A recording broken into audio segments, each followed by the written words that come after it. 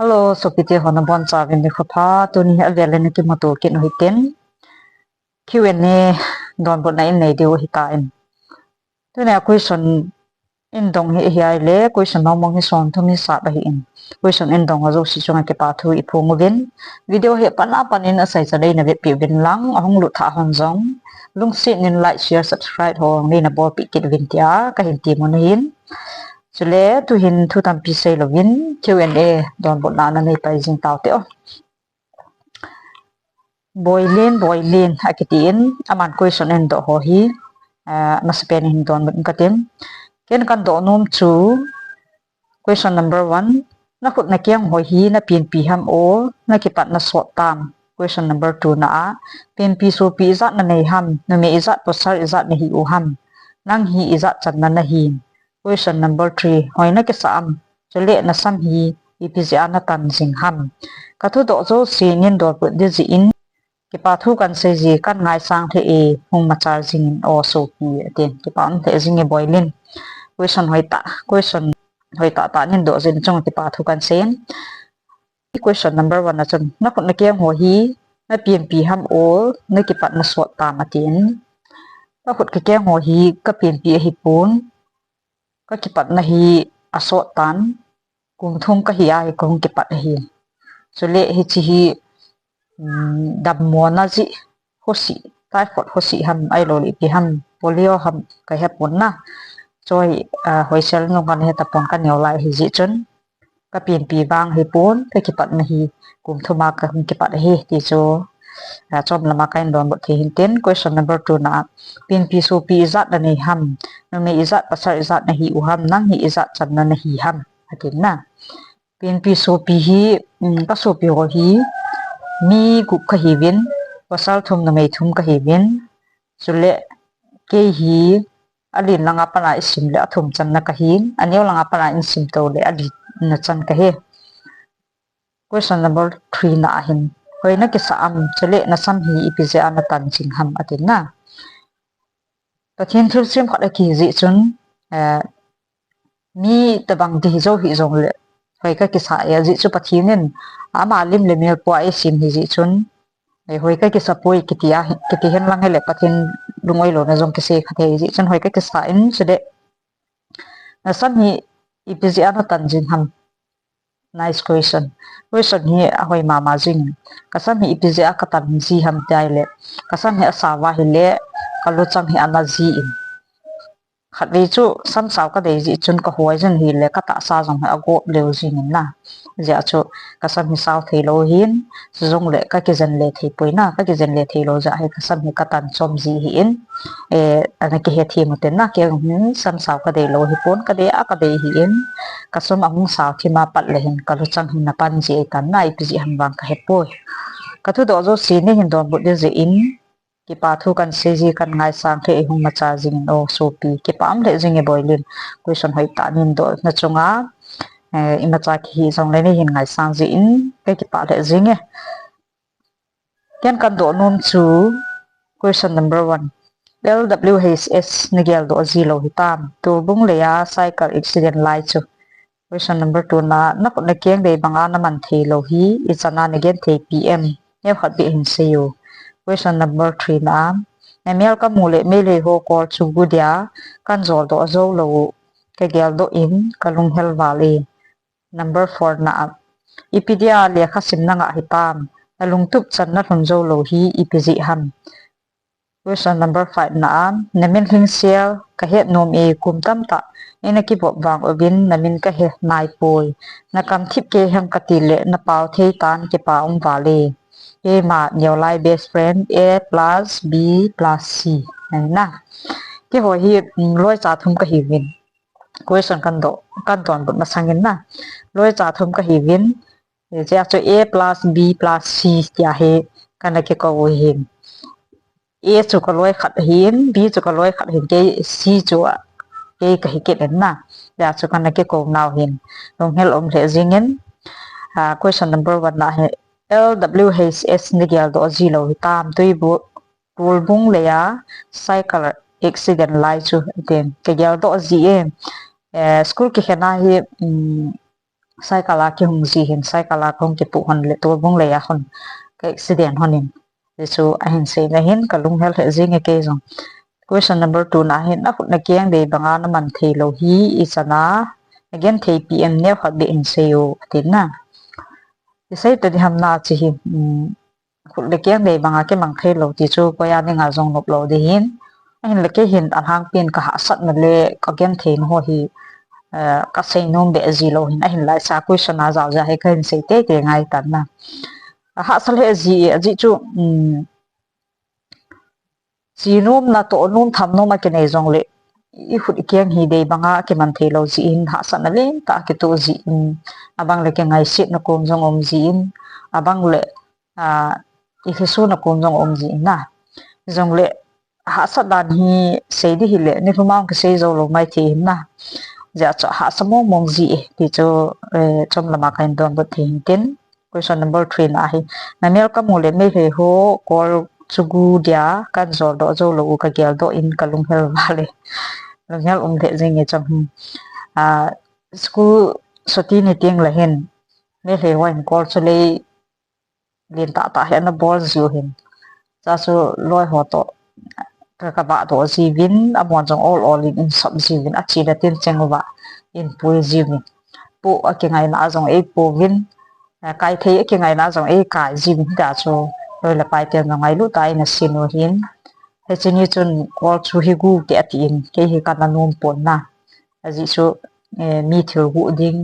ti hi katia za kana nom pon he chi chu chan se hin ke ko lung hel ke jing e question number 4 na hi ipidia lekha sim na nga hitam na lungtup chan na thun zo lo hi ipiji ham lekha sim ka nga ji le ka lungtup chan ka thun zo lo ji hi akibang na dam mo ji hin ka ve sima ma jing ke hi kadam man ji pon he chi ja chu lekha hi ka lungtup he hi ale sang pita sim ding na tong thei ding a khi lo ji chun lekha sang ta sima sting le nu le pa ki na ai lo le ule naw te ki na khat be hung hiling ti ka na tu hin a hin la da mo ve si ji hin ka lung tu bang jong ka hung zo ta pon nei lo gen the in sung ha ste ki ji chun na ja chu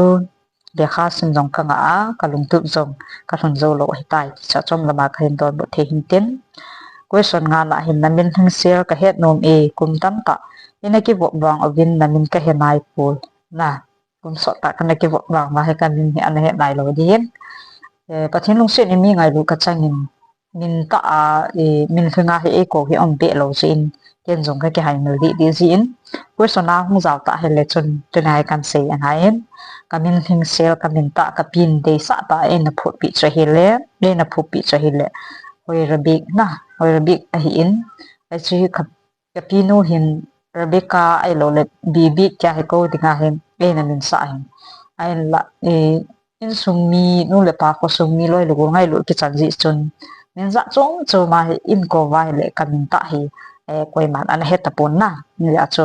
ken jong kan ke hai mel di he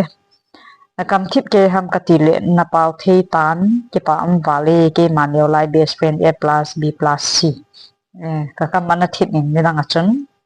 kan ham be se mun si ya chu na pau thei ta in ti hin ke pau ni ke on yo ka na pau thei don ta yo next question na he mot bunga ki tijin hoi lai hon hi ham bro dong ma ipibora na nei nom lo ham bro kai po yo sam som ja hi mi tam ta in pasal jong hi sa mai thiwa hi ji chun ko ai mo pon ki pa men ke hi bung kot ho ka hi in bung kot ho ka hin dong ma ipibora ka nei nom lo ham tiai le dong ma nei the ki pon na mi banga normal thena hin kumang kilo ji chun ka ke song pon ji a cho ka nei lo he ngun nem hau lai ken kan do num chu khatna min na ko ma ipithu a sei le na ke pa pe nam min na ko ma ipithu a sei le na ngai da pe nam atin na question he ban ban min sim taw te question number 1 na hin don pai leng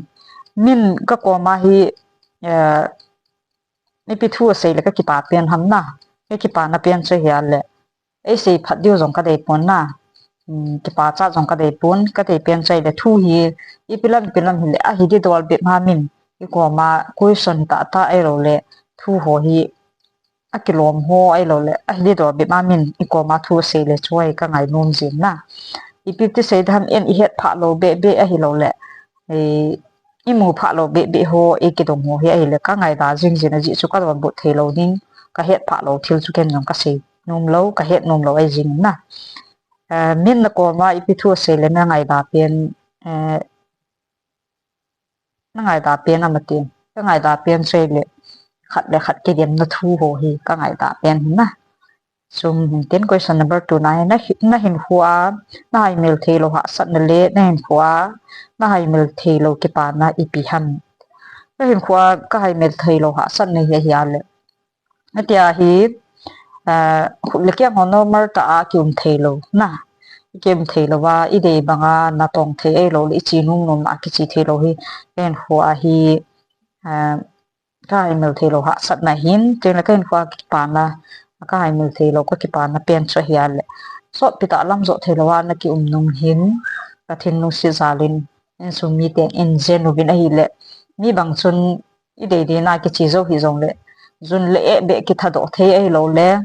เขาอินเบกิจุนเทหุไลเบกกิเลียมเทที่หุ่มเกี่ยมโดเทฮิกกิปานะเป็นไอตายซุ่มเต็น question number 3นะเห็นนักจีกินเอาเต็นป้าจะไล่อีป้าจะเห็นนะเดียเปียนำป้าจะให้ก็เดียตั้มเห็นป้าจะมองให้เกย์ป้าจะให้ก็เดียยินป้าจะเดียมีกะหินสุดเลยเห็นละป้าจะตั้มพิมจงเล่เห็นที่เปลี่ยนก็ให้ปนจงเล่ขัดอธิจิจนขัดเห็นเทงก็เต็มก็เนี่ยไล่บัจจุนก็ลอยหัวตกันในกิจมจีวินโรสปะเฮก็ลอยจีวินโรสปะเฮก็กิจมจีวินฮิเลเนี่ยไล่สู้มิลโมที่ได้ทำขัดเฮกิจนะโฮบังอีกอะเกล่าฮิเลโรสปะเฮก็ได้เปลี่ยนอินก็ให้มิลเทโมเปลี่ยนเนี่ยจะจูงหินเต็นบันเลย next question หินกาลละอีพิกาลละน่าได้เปลี่ยนcolor tan pi umjong leken ka dei pen ka favorite color hi white color na akang he ka dei penin question nga na hin tu lai khang dong te in ipi bol le pathin le si mim te in ngai sang pen in tin tm athin na question nga na hin chi hung don but ha thim the in de hin tu lai khang dong te hin ke gel dan in seleng na ngai dan to ke to lo mai thi hin pathin le si mim te ngai sang pen ni the ne dinga choma se pen naปะทินนี่ง่ายจินจริงเลยปะทินเฮ็ดง่ายจินนะบางนู้นเลยปะทุนง่ายจริงเลยกำตำโหลดดิ้งทุเสดิ้งหอโหลดดิ้งให้แบบจ้าจันกิตุตาอยู่มาเลยมีไงหลุดจงกิจเงินปะทินเลยนู้นเลยปะอินซูมีขสุมีเลยสิมีเตไงสร้างกิจเงินเตติจูจอมลำตากันโดนบุตรหินเต้นก็ตัวดอกฮีอบนาอบหมอฮีเอติอากันดอกฮีอินอบนาDonbut na nei pite ke o atin na Donbut na ka pi thei sun chu hi chan chung hi tan ken aji chu ke jong het na sang pa ke nei lo ji chu na kham khama ka hin Donbut hin te aban le mot bung akiti in na chenar min ti khial nga mo na min ke koi zo tin na chenar min hi na khial ding han lang khial lo di jong le tu hin ka gel ha thei po na ji chu min koi di hi hen lang min koi lo di jong na chong hi gyal khat se de hin question hoi ta khat hi in ki pa me mot bong chung ki pa thu kan sein sing le min thang how keep official akitin na min thang how keep official kum izat nai tam so pi chule iti le jine di na ti ham na kum hi som thum lenga 35 running na Artifact running kahipanin November 15 le 35 kalhin de hin tule iti le jene din tiam jene diwang hi ka gel na jong anapang phanai poi teng le ti tin iketen na first lap min se you first lap hi kaung pian tha pa na hin ngai lu ma sapen le ka ngai lu ma sapen ka pian na ka chun mu hi ke dinga ka first lap hi ban le ko sara ban na cha ke natin thang bem hau kip hoi lai ho ni ham chale kum za na hi tam agam kai hoi lai ham ti pa men ke hi bungkot ho ka hi in ka kum hai le kom 35 running ka hi in na agam kai ka nagam kai hi hinglip gam kai jing hinglip blok hi na hinglip thang lang hi che pu kip gian ipilung tup la doi nia youtube nin bol ham lung tup la doi iti tiang la hen sei di atam ma jingin hi chi youtube bi wang ho media hi ka in hon masanga cho youtube account sot lai kum zat ham khat chi ta na chulai chun youtube account khat kana hongin youtube lampang ke kana thanop na chanang hi puin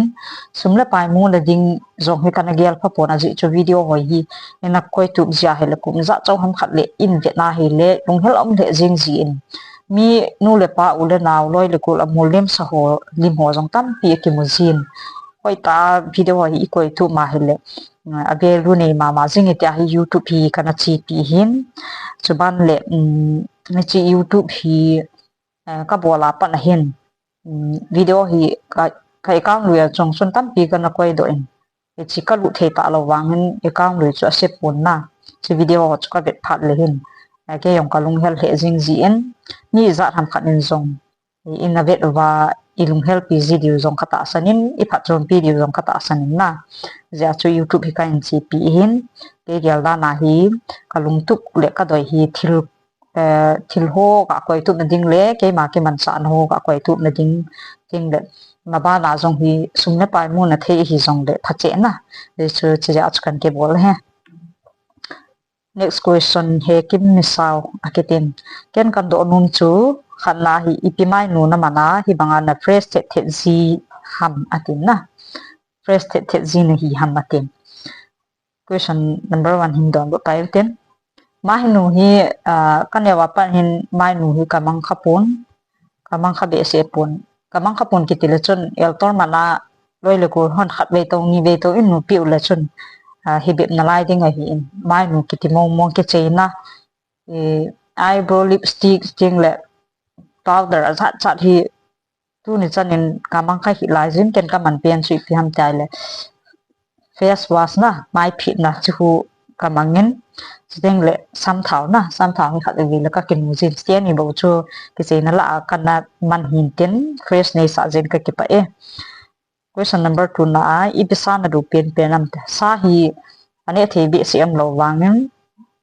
kani the dom pen chei le bu sa ai jing na pian apa na ki pa na pen le na la sit na pen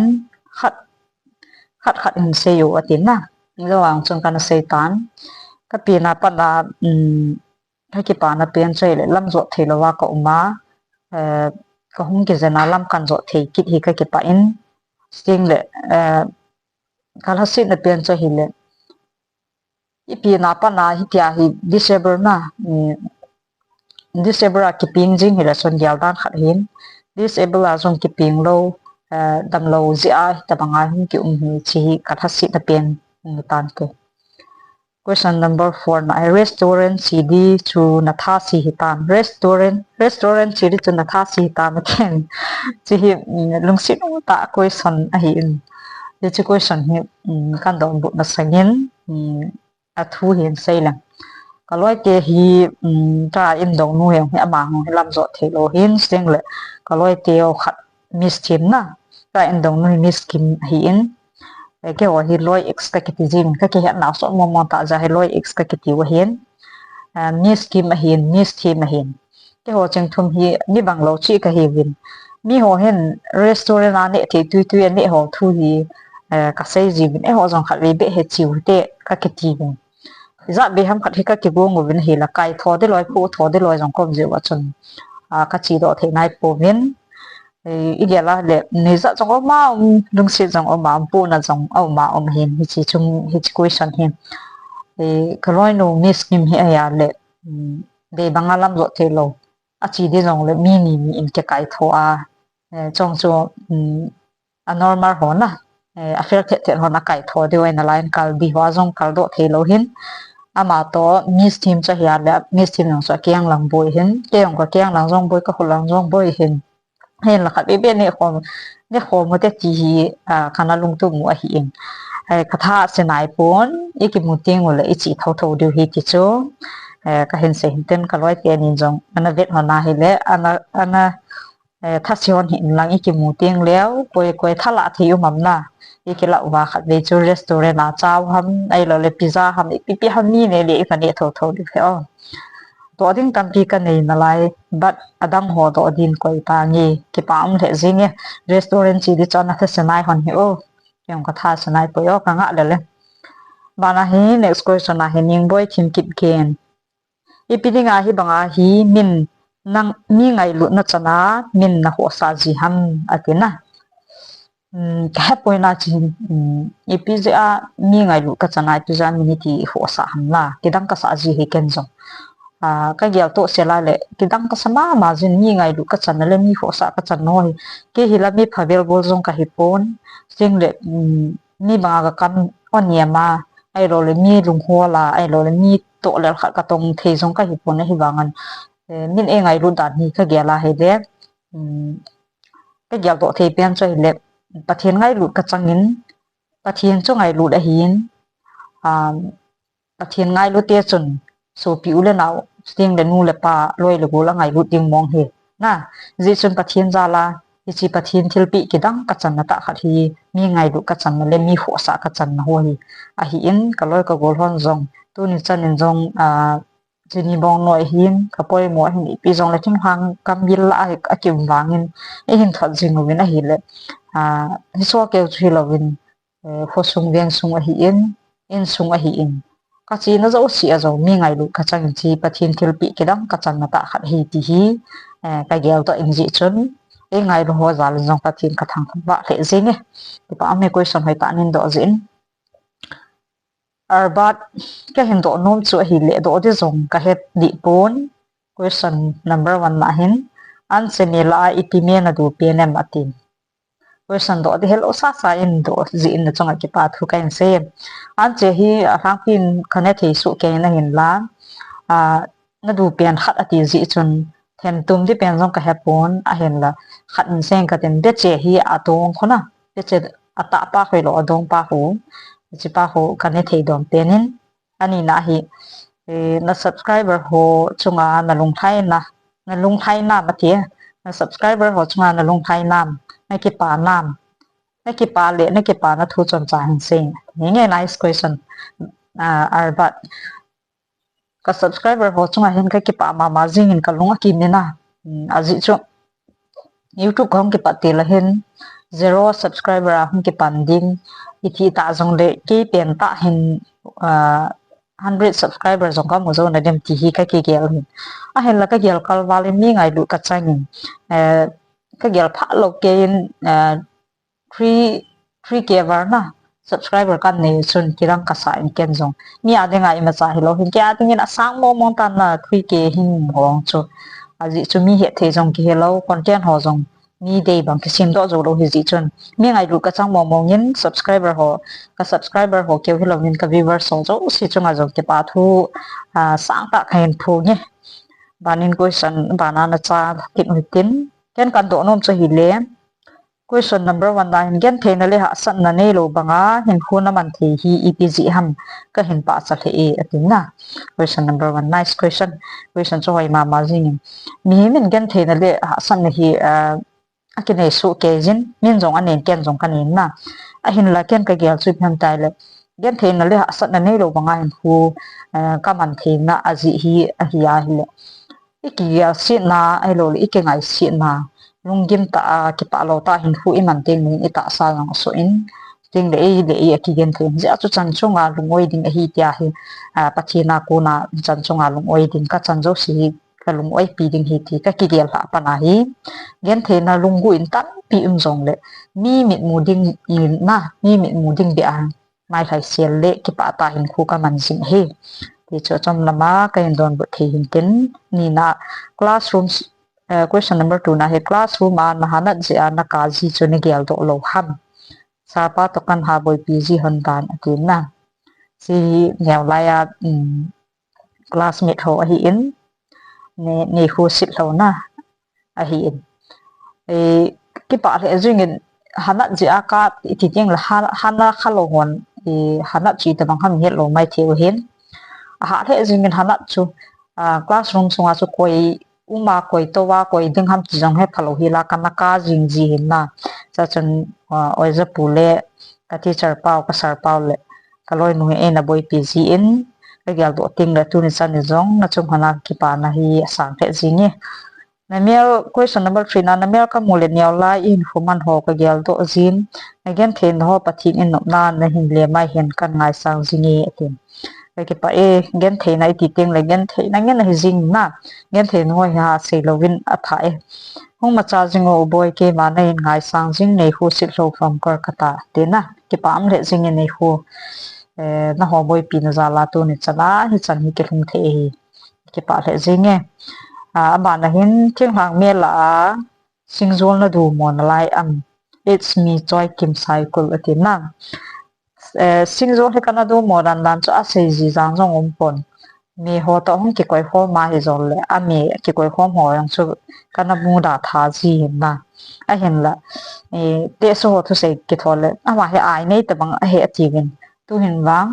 ka du chu ka du zen lo wang kan ne mo ta pui na singzol ki pa me question tu ni adinga Q&A question kan don bu thei chon chui chan chui ta an question hi ka sei banga chun som thum he sa a hi in chila hin na de bang ba ka hin don but thelo jong mai the hin en la ai the dan la na ka hin don but chu hin sela nei na san video hi mai tan ten ke pa men tu ni a question en dong ho zo si chung ke pa thu kan sei in sting the video a cha chan video zo si chung a zong ke pa thu kan sei ka ke pa